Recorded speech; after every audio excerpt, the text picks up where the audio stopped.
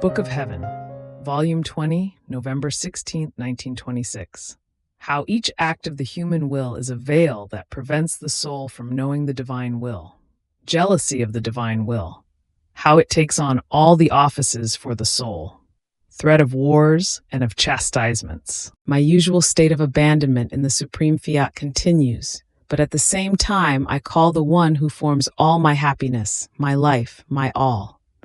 And Jesus, moving in my interior, told me, "My daughter, the more you abandon yourself in the supreme volition, the more you advance along its ways, the more knowledges you acquire, and the more you take possession of the goods which are in the divine will. Because in it there is always something to know and to take. Being the primary inheritance given by God to the creature and possessing the eternal goods, my will has the task to always give to one who lives in this inheritance. And only when it finds the creature within the boundaries of its volition, then is it content and begins the activity of its office, and putting itself in feast, it gives new things to its heiress. So the soul who lives in it is the feast of my will. On the contrary, those who live outside of it are its sorrow, because they put it in the inability to give, to exercise its office, and to fulfill its task. More so, since each act of the human will is a veil that the soul puts before her sight, which prevents her from seeing with clarity my will and the goods contained in it. And since most of the creatures live continuously of their own will, they form so many veils as to become almost blind to knowing and seeing my will, their choicest inheritance, which was to render them happy in time and eternity. Oh, if creatures could comprehend the great evil of the human will and the great good of mine, they would abhor their wills so much as to lay down their lives in order to do mine. The human will renders man a slave. It causes him to be in need of everything. He feels strength and light missing in him continuously. His existence is always in danger, and whatever he obtains is by dint of prayers and with difficulty. So, the man who lives of his will is the true beggar. On the other hand, one who lives in mine has no need of anything. He has everything at his disposal. My will gives him the dominion of himself, and therefore he is the owner of strength, of light, and not of human strength and light, but of divine. His existence is always secure, and since he is the owner, he can take whatever he wants, nor does he need to ask in order to receive. This is so true that before Adam withdrew from my will, prayer did not exist. It is need that makes prayer arise, but he did not need anything. He had nothing to ask for or to impetrate.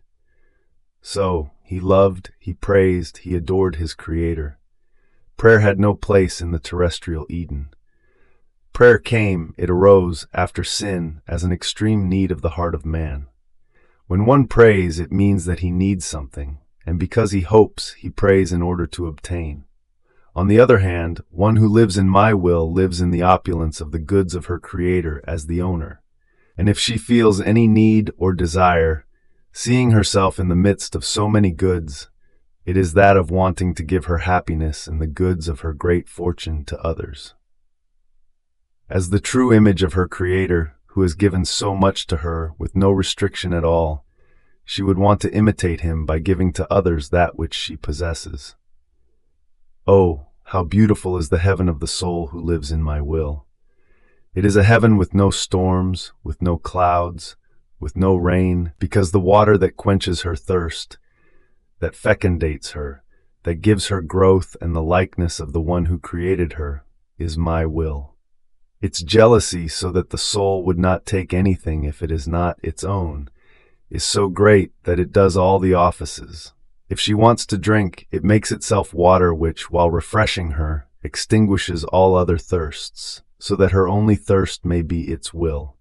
If she is hungry, it makes itself food which, while satiating her, takes away from her the appetite for all other foods. If she wants to be beautiful, it makes itself brush, giving her brush strokes of such beauty that my will itself remains enraptured at a beauty so rare, impressed by it itself in the creature. It must be able to say to the whole of heaven, Look at her, how beautiful she is. It is the flower, it is the fragrance, it is the color of my volition that made her so beautiful.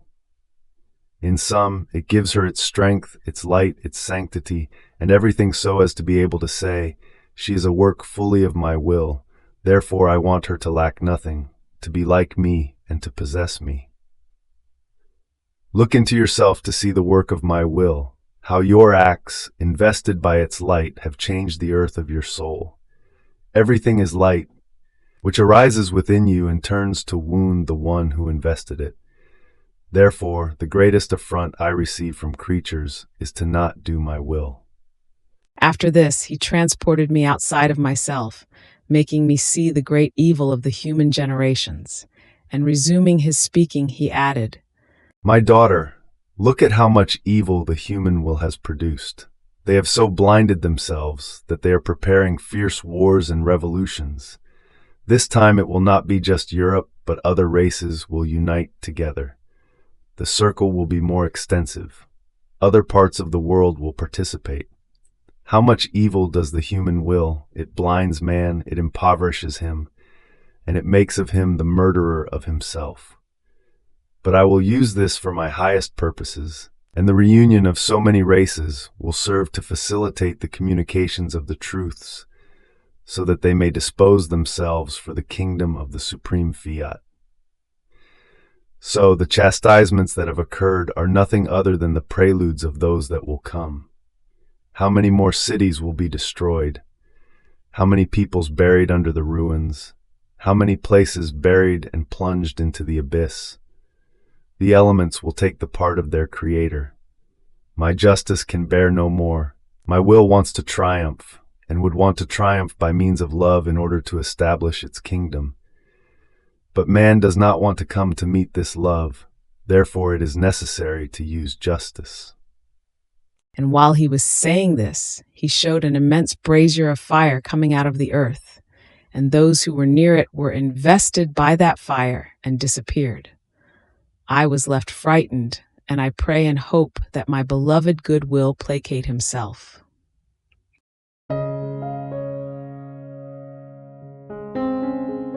Thank you for being a part of our community here at Divine Will app. If you enjoy listening to Jesus' lessons on how to live in the divine will, please give this video a thumbs up. Your likes help us reach more souls yearning to live in the kingdom of the divine will. We'd love to hear your thoughts and reflections, so drop a comment below. Your insights not only enrich our community, but also inspire others on their spiritual journey. And don't forget to subscribe to our channel. By joining us, you're helping to spread the news of the kingdom of the divine will, so that together we can bring His kingdom to reign on earth as it is in heaven. In the divine will, always.